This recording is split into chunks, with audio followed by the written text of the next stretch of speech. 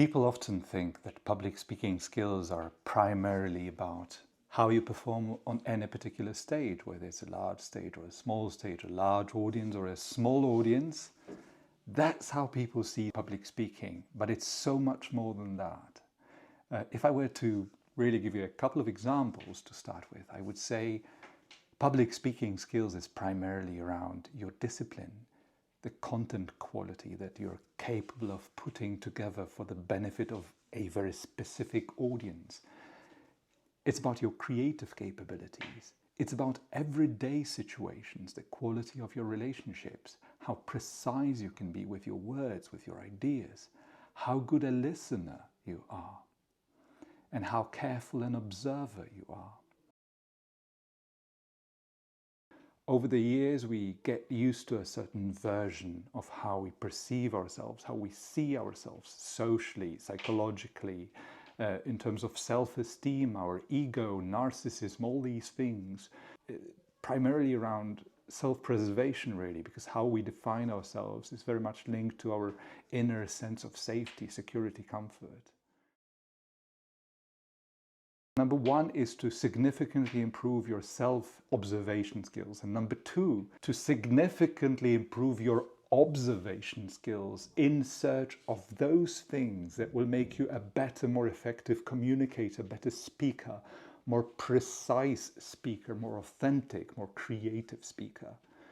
So when I work with mostly CEOs, senior executives, those people are ambitious enough, hardworking enough, talented enough to keep their minds open to whatever they can improve to achieve new goals they set for themselves.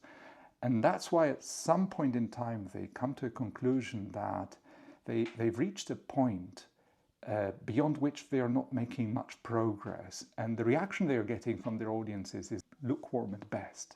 So obviously they want to improve something. And if they cannot figure out, or if they do not find it intuitive to figure out what it is they should change, then they perhaps consult someone else.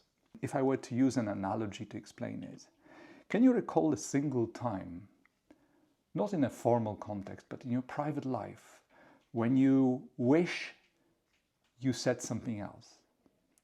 When you wish you didn't respond in a way that was primarily emotional? When you wish your reaction had more emotional intelligence to it, more empathy, or simply a little bit more patience. And maybe it could have been a little less judgmental.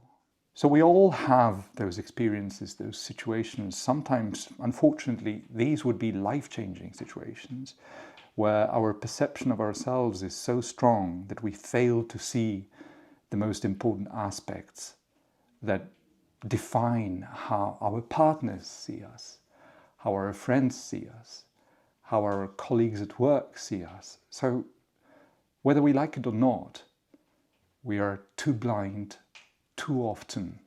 And with the benefit of hindsight, maybe we see it years later, decades later.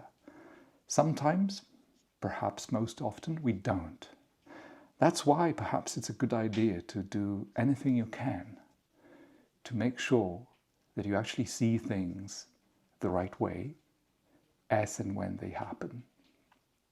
Because the nature of the relationships we build and form and cherish in our lives is that even if we have the best of intentions, we don't see very important things until it's too late sometimes.